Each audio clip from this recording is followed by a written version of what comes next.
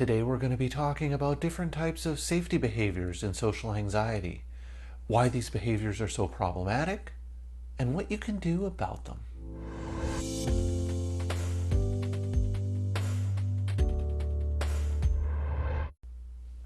Hi everyone. Social anxiety is a common anxiety condition associated with fear of something we almost are always exposed to, other people and social situations. It's hard to avoid people, and so for people suffering from social anxiety, they can end up using what we call safety behaviors to try and help them reduce their anxiety in social settings. The problem is this doesn't work, and so today we're going to be talking about types of safety behaviors in social anxiety and how to improve anxiety in social situations by reducing the use of these safety behaviors. But before I get into that, just a couple of disclaimers to go over. I'm a registered psychologist in the province of British Columbia, Canada, and this video is for informational purposes only. It is not intended as a substitute or replacement for advice from your doctor or mental health professional. Now, with those things out of the way, let's start talking about safety behaviors. Now, I've done a few videos talking about a model of understanding social anxiety and the role that safety behaviors play in keeping social anxiety going. So I'd strongly encourage you to take a look at some of those videos first if you haven't already, because it will help give you a lot more context for understanding the safety behaviors that I'm going to be talking about in today's video. Now, in brief, safety behaviors are anything that a person does before or during a social situation that makes them feel safer or that helps them try to prevent feared outcomes from happening. So while the term safety behavior makes it sound like it's a good thing, right? Like any behavior to keep you safe should be good, right?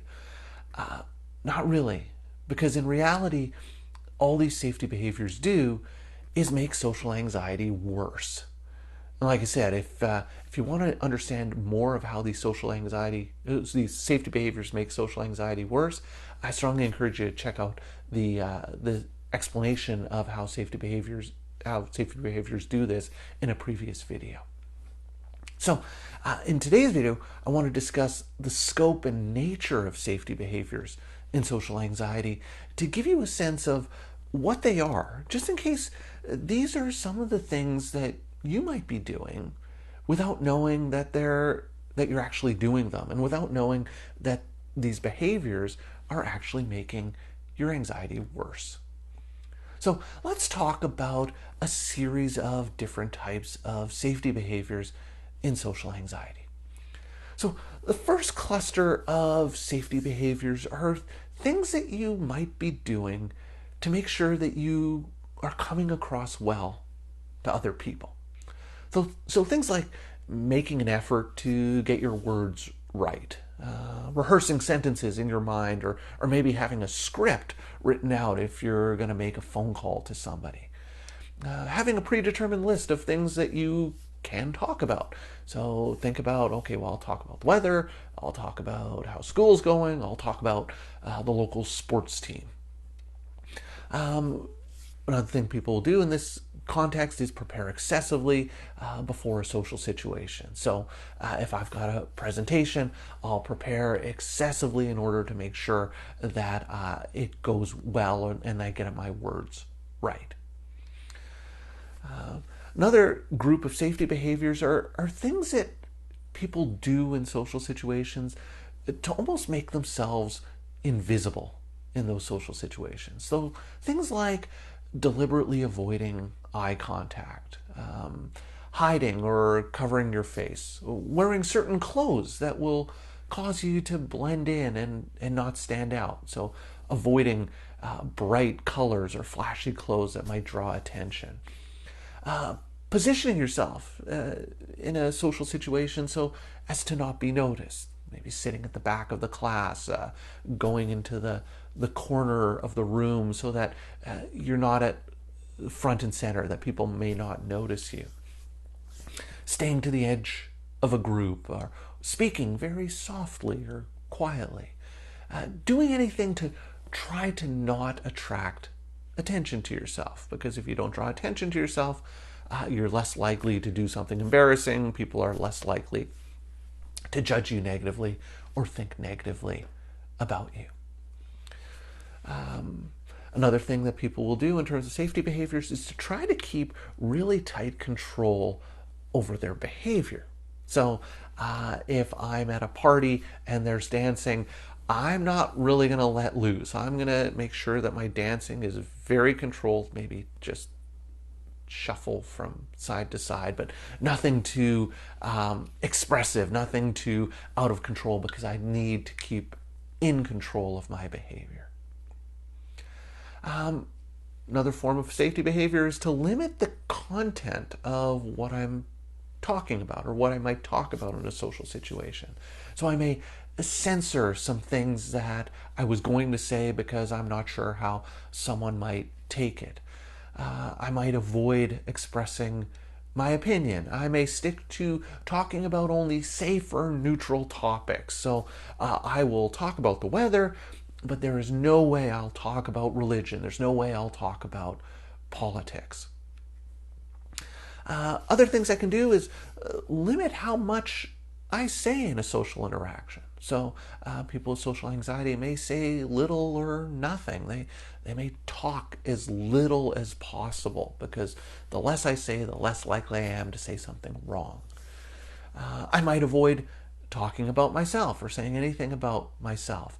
And in doing this, one of the ways I may do this is deliberately asking lots of questions of other people. If I can keep the conversation on them and ask them more and more questions about them, what that does is it means I don't have to talk about myself. And if the conversation is going on too long, I may try and cut that conversation short, because the longer the conversation goes, the more likely something bad might happen. Sometimes people can do the opposite in terms of safety behaviors. They can talk a lot, talk excessively, in order to avoid those uncomfortable pauses in conversation. So doing anything to try to avoid pauses in my speech or pauses in the conversation. So deliberately talking a lot to ensure that the conversation is going and that there's no breaks or pauses. Sometimes what people will do is mentally keep track of how the social situation is going. So constantly sort of checking in with myself while I'm engaged in the conversation to make sure that I'm coming across well. Almost like I'm trying to picture how I appear to other people. So rather than being engaged in the conversation, I'm imagining myself from like this camera angle over here and trying to picture how I'm appearing to other people. Another form of safety behavior and social anxiety is trying to disengage mentally from the social situation. So I'm so anxious in this social situation, I feel so uncomfortable, I almost want to get out of my body and get out of my head, so I'll try and think about other things. I'll try and sort of blank myself out or switch off mentally, so I don't have to think about or feel what I'm feeling right now. Another thing I might do is to actually avoid social contact in social situations. So trying to appear distant to other people, trying not to welcome any social interaction. So if I'm at the bus stop waiting for the bus, I'll have my face in my phone so as to not potentially attract any information or any contact from other people or any attention from anyone else, so that appearing distant, don't talk to me type of behaviors. This is what people can feel in social situations, is that they feel like they have to be on for other people and put on a show for others. So this safety behavior really revolves around almost like being a performer, or feeling like I have to be a performer in social situations. So always trying to say something witty or entertaining in order to sort of come across well, or to feel like I'm performing well in that social situation. Then there are some things that people will try to do to hide physical signs of anxiety in social situation. So I'm going into a social situation and I know I might feel anxious, and so I'm almost like preparing myself for what am I going to do if I start to have sort of physical symptoms or physical signs of anxiety in those social situations. So one of the things I might do is to, if I'm feeling like shaking in my hand, I'll try to control that shaking by gripping a glass or a cup really tightly. I might wear clothes that might hide signs of anxiety. So if I'm concerned about sweating and people noticing that I'm sweating, I will probably avoid that light gray shirt, which will turn to dark gray sweat stains if I start to sweat. So I'm going to try and wear clothes that will kind of hide the sweating. I may wear makeup to try and hide blushing. So trying to limit any potential signs of anxiety that may come across to other people in terms of my physical reactions. And finally, one of the more common, or one of the frequently used safety behaviors is actually using alcohol and drugs to manage anxiety in social situations. This is very common. People do this a lot, may have a few drinks before going to that party in order to sort of take some of the edge off my nerves. Really all it's doing is artificially suppressing the anxiety and making it feel like, well, yeah, I have something to feel anxious about, and so I need to use drugs or alcohol to suppress that anxiety. Now, the thing is, so these are a lot of different types of safety behaviors that people will use in social anxiety. And so you may look at some of these things and say that they actually don't seem to make a lot of sense, that some are actually the stark opposite of others. So for example, safety behaviors of not saying anything versus safety behaviors of talking a lot. They seem complete opposite of one another. And you're absolutely right, it's true. But I think what this does is it highlights that these safety behaviors actually don't make you safe. These safety behaviors aren't actually keeping you safe in these social situations. So the question becomes, what can you do with this information? What can you do with this information about these different types of safety behaviors? How does this help with social anxiety? Well, the first step is to be aware and to recognize what are the safety behaviors that you use in various social situations. Now, this may be a completely new concept to you, so it's important to really understand which safety behaviors might be playing a role. You may be surprised that some of the things that you thought were making you feel less anxious in social situations were actually contributing to your anxiety. These things are actually making you more anxious in the long run. So the first thing you need to do is to be aware of your safety behaviors. What are the safety behaviors that are specific to how you approach these various social situations? It's about understanding your unique safety behavior fingerprint. It doesn't really matter what safety behaviors other people do. It's really about understanding your safety behaviors and what you do in particular social situations to try and make yourself feel less anxious.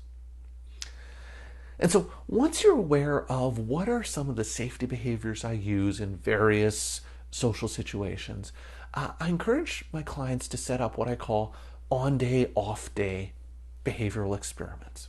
Essentially, behavioral experiments in which I alternate between using safety behaviors in social situations versus not using the safety behaviors in the same social situations, and comparing the two and seeing what happens. So for the on day, the idea is to do a behavioral experiment using safety behaviors as usual. So notice the safety behaviors as you're using them, paying attention to the safety behaviors, and reflecting on how the safety behaviors make you feel during the social interaction. Essentially, doing the social interaction with the safety behaviors and see what happens.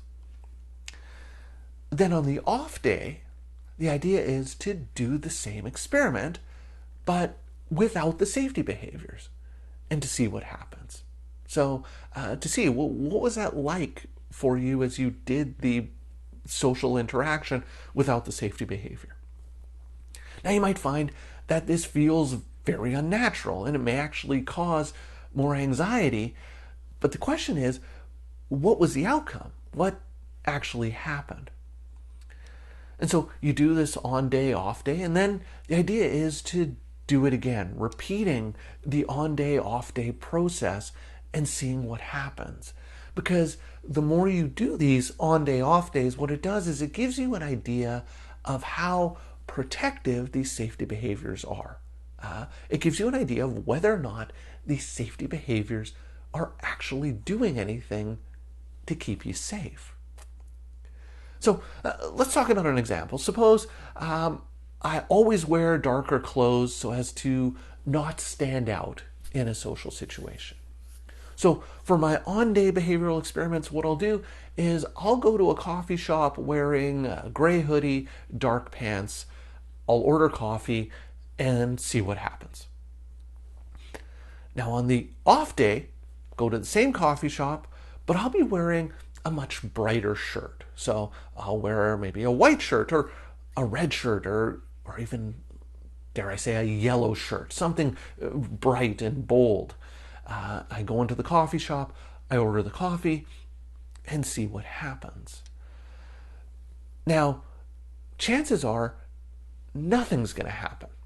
So I go in and I order the coffee. Either way, same thing happens. I get my coffee. Well, the thing is, I might say to myself, well, maybe I just got lucky.